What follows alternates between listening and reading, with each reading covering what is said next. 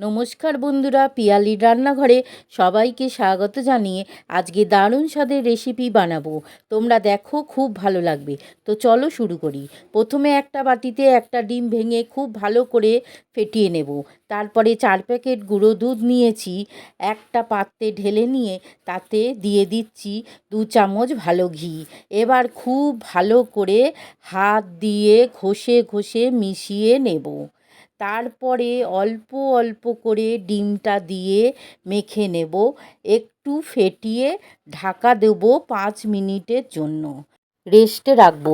ততক্ষণ একটা কড়াই গ্যাসে বসিয়ে সামান্য জল দিয়ে হাফ লিটার দুধ ঢেলে দিয়ে তাতে 2টো এলাচ ফাটিয়ে দিলাম, আর 4 চামচ চিনি দিয়ে মিশিয়ে নিয়ে একটু ঘন হতে দিয়ে এদিকে মাখাটা সেট হয়ে গেছে।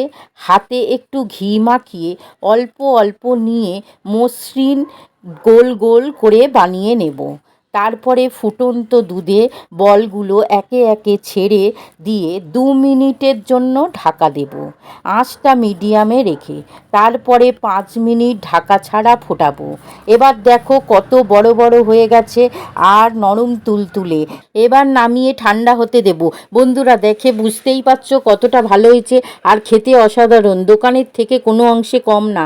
ভালো লাগলে পাশে থেকো বন্ধুরা।